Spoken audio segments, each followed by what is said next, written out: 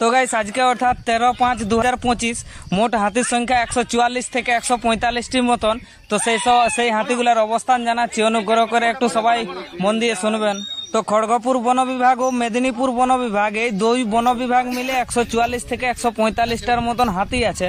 তো খড়গপুর বন বিভাগে হাতি আছে 90 থেকে 94টার মতন, আর মেদিনীপুর বন বিভাগে আছে মোট 50টি হাতি। তো এই হাতিগুলার অবস্থান বলছি। প্রথমেই বলি, খড়গপুর বন বিভাগে মোট 90 থেকে 94টা হাতির অবস্থান। চাঁদাবিলা রেঞ্জের তপবনে 2টি হাতি, কেশরেখা রেঞ্জের ভোরামারাতে 1টি হাতি, ভালুকবাসাতে 60 থেকে 65টি হাতি, নয়াগ্রাম রেঞ্জের রায়বেড়াতে 1টি হাতি, খাসজঙ্গল 76-এ 6 থেকে 7টি হাতি, ভালুকঘোড়াতে 2টি হাতি, খাসজঙ্গল 110-এ 1টি হাতি, খাসজঙ্গল 81-তে 2টি হাতি, আর দামদাসলে 2টি হাতি।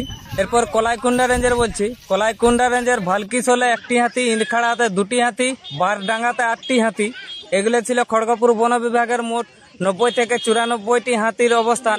তো যে সমস্ত এলাকার নাম বললাম, সেই সমস্ত এলাকার নিকটবর্তী এলাকাবাসী সবাই সতর্ক এবং সাবধানে থাকবেন, জঙ্গলে যাবেন না।